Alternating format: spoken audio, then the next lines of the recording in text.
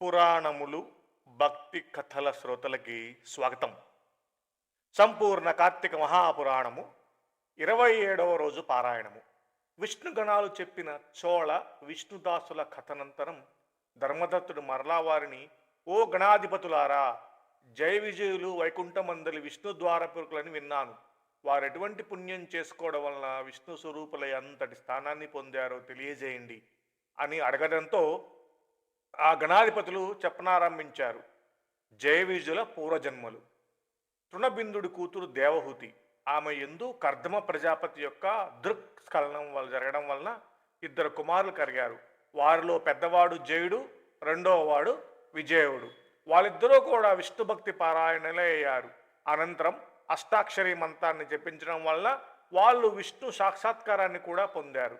వేద విద్యులైన యజ్ఞాలు చేయించడంలో ప్రజ్ఞ గలవారుగా ప్రసిద్ధి చెందారు.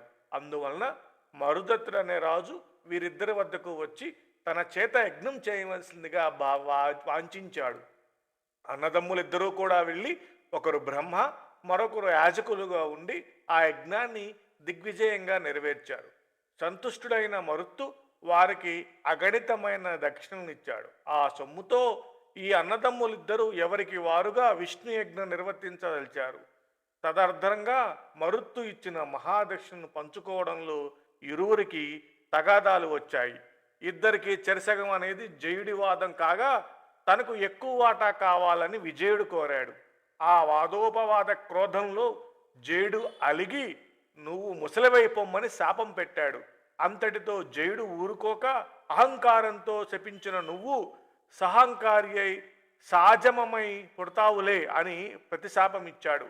ఇలా పరస్పర శక్తులైన ఆ సోదరులిద్దరూ విశ్వార్చన చేసి ఆయన్ను సాక్షాత్కరించుకొని తమ శాపాలను తత్పర్యాలను విన్నవించుకొని శాప విముక్తికే శ్రీహరిని ఆశ్రయించారు. హే భగవాన్, నీకింతటి చేరువ భక్తులైన మేము ముసలిగాను ఏనుగాను పుట్టడం చాలా ఘోరమైన విషయం. కనుక మా శాపాల నుంచి మమ్మల్ని మళ్లించు అని మనవి చేశారు. అందుకు మందహాసం చేస్తూ అంబుజనాథుడు, జయవిజులారా, నా భక్తుల మాటలు పోళ్ళు పోనీయకపోవడమే నా విధి. వాటిని అసత్యాలుగా మార్చేసే శక్తి నాకు లేదు. పూర్వం ప్రహ్లాద వాక్యం కోసం స్తంభం నుండి ఆర్భవించాను. అంబరీషుని వాక్యం ప్రకారం దశావతారాలను ధరించాను.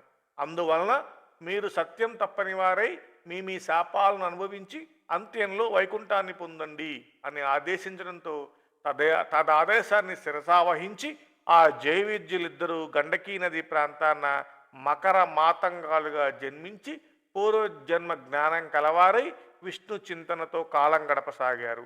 అలా ఉండగా ఒకానొక కార్తీక మాసం ప్రవేశించింది. ఆ కార్తీక మాసంలో కార్తీక స్నానం చేయాలనే కోరికతో ఏనుగైన జయుడు గండకీ నదికి వచ్చాడు. నీటిలోకి దిగిందే తడవుగా అందులో ముసలిగా ఉంటున్న విజయుడు ఏనుగుని గుర్తించి దాని పాదాన్ని బలంగా నోటగరిచాడు.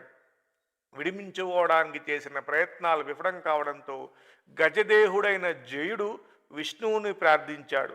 తలచిందే తడువుగా ప్రత్యక్షమై తారక్షవాహనుడు తన చక్రాయుధాన్ని ప్రయోగించి ఆ కరిమకరాలు రెండింటినీ ఉద్ధరించి వారికి వైకుంఠ ప్రాప్తిని కలిగించాడు.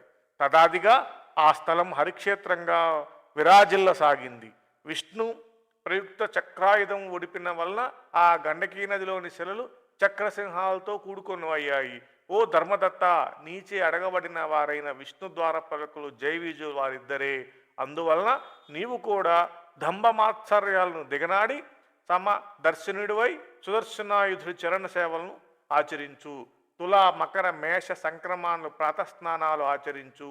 తులసీవన సంరక్షణ విధిగా నిష్టగలవాడివై ప్రవర్తించు.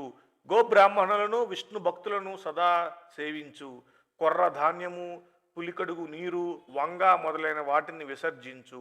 జన్మ ప్రభుత్తిగా నీవు అనుష్ఠిస్తున్న ఈ కార్తీక విష్ణువ్రతం కంటే దాన తపో యజ్ఞ తీర్థాలు ఏవీ కూడా గొప్పవి కావని గుర్తుంచుకో. ఓ విప్రుడా, దైవ ప్రీతికరమైన విష్ణు వర్తవాచరణం వలన నీవు నీ పుణ్యంలో సగభాగం అందుకోవడం వలన ఈ కలహ కూడా ధన్యురాలయ్యారు. ప్రస్తుతము మేము ఆమెను వైకుంఠానికి తీసుకుని వెళ్తున్నాము అని విష్ణుగాను ధర్మదత్తంతో హితవాడి అతనిని పునః నియమవ్రతాన్ని చేసి కలహ సమేతంగా విమాన వైకుంఠానికి బయలుదేరాడు. నారదు చెబుతున్నాడు, పృథురాజా, అతి పురాతనమైన ఈ పుణ్య ఇతిహాసాన్ని ఏ మానవుడైతే వింటున్నాడో, ఇతరులకు వినిపిస్తున్నాడో, వాడు శ్రీ మహావిష్ణువు యొక్క సంపూర్ణ అనుగ్రహానికి పాత్రుడై విష్ణు సాన్నిధ్యాన్ని పొందదగిన జ్ఞానాన్ని పొందుతున్నాడు. త్రవింశో అధ్యాయ 23వ అధ్యాయం సమాప్తము.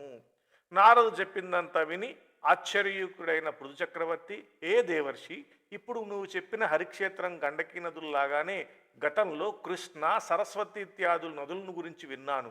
ఆ మహిమల్ని ఆ నదులకు చెందినవా లేక ఆ క్షేత్రాలకు చెందినవా విశదపరచవే అని కోరగా మరలా నారదుడు చెప్పసాగాడు. శ్రద్ధగా విను. కృష్ణానది సాక్షాత్ విష్ణు స్వరూపం, సరస్వతీ నది శుద్ధ శివస్వరూపం. వాటి సంగమ మహత్యం వర్ణించడం బ్రహ్మకు కూడా అసాధ్యమే. కృష్ణా సరస్వతి నదుల ఆవిర్భావం. ఒకానొక చాక్షువ మన్వంతరంలో బ్రహ్మదేవుడు సహ్యపర్వత శిఖరాలపై శమనం చేసేందుకు సమాయత్తమయ్యాడు. హరిహరులతో కూడి సర్వదేవతలు, మునులు కూడా కలిసి ఒకానొక దైవత ముహూర్తంలో బ్రహ్మకు యజ్ఞదీక్షను ఇవ్వడానికి నిర్ణయించి కర్త అయిన కళాత్రమైన సరస్వతికి విష్ణుమూర్తి ద్వారా కబురు పంపారు. అయినా సరస్వతి సమయానికి అక్కడికి చేరుకోలేదు. దీక్షా ముహూర్తం అతిక్రమించరాదని నియమం వలన భృగు మహర్షి, హే విష్ణు, సరస్వతి ఎందుకు రాలేదో తెలియదు, ముహూర్తం దాటిపోతోంది, ఇప్పుడేమి గతి అని ప్రశ్నించడంతో శ్రీహరి చిరునవ్వు నవ్వుతూ, సరస్వతి రాని పక్షంలో బ్రహ్మకు మరి యొక్క భార్య అయిన గాయత్రి దీక్షాపతిక విధించండి అని సలహా ఇచ్చాడు. ఆ సలహాను శివుడు కూడా సమర్థించడంతో భృగువు గాయత్రిని రప్పించి బ్రహ్మ యొక్క దక్షిణ భాగంలో ముందుగా ఆమెను ప్రవేశపెట్టి దీక్షా విధిని ఏర్పరిచాడు.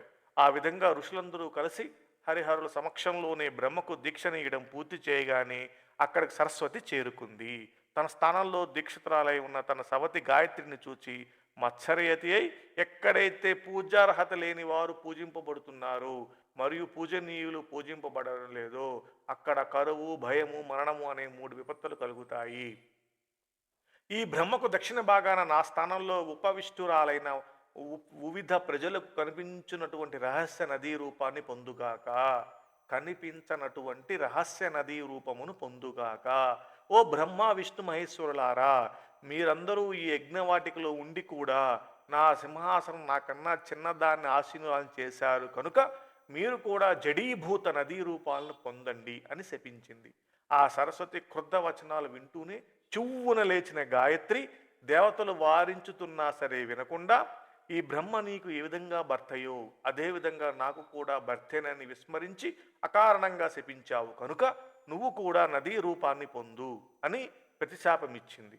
ఈ లోపల హరిహరుల వాణిని సమర్పించి, మేము నదులమైనట్లయితే లోకాలన్నీ అతలాకుతలమైపోతాయి కనుక అవివేక భూయిష్టమైన నీ శాపాన్ని మళ్లించుకోమన్నారు. కానీ ఆమె వినలేదు. యజ్ఞ ఆదిగా మీరు విఘ్నేశ్వర పూజ చేయకపోవడం వల్లనే నా కోపరూపంగా యాగం విఘ్నపడి ఆగమయ్యింది. పలుకుల పడితేనైనా నా మాట తప్పదు. మీరందరూ నదీ రూపాలు ధరించి మీ అంశలు జడత్వాన్ని వహించవలసిందే. సవతులమైన నేను గాయత్రి కూడా నదులమై పశ్చిమాభిముఖంగా ప్రవహించబోతున్నాము అని చెప్పింది. ఆ మాటలు వింటూనే సకల దేవతాంశాలు జడాలుగాను రూపాలుగాను నదులుగాను పరిణమించాయి. ఆ సమయంలో విష్ణుమూర్తి కృష్ణానదిగాను, మిగిలిన వారు ఇతరాతర నదీ స్వరూపాలుగాను మారిపోయారు. బ్రహ్మ, విష్ణు మహేశ్వరులు నదులై తూర్పుముఖంగాను, వారి వారి భార్యలు నదులై పశ్చిమాభిముఖంగాను ప్రవహించనారంభించారు. గాయత్రి, సరస్వతి నదీ రూపాలు సావిత్రి అనే పుణ్యక్షేత్రంలో సంగమాన్ని పొందాయి. ఈ యజ్ఞంలో ప్రతిష్ఠితులైన శివకేశవులు మహాబలుడు, అతిబలుడు అనే దేవతా స్వరూపులయ్యారు. సర్వపాపహరిణి అనే ఈ కృష్ణానది ప్రకాశనోత్పత్తిని భక్తితో చదివినా, వినినా, వినిపించినా వారి వంశమంతా కూడా నదీ దర్శన స్నాన పుణ్య ఫలాన్ని తరించుతుంది. 23వ 24వ అధ్యాయము సమాప్తము. 27 బహుళ ద్వాదశి నాటి పారాయణము సమాప్తము. నమ పార్వతీపతే. హర హర మహాదేవ. శంభో శంకర.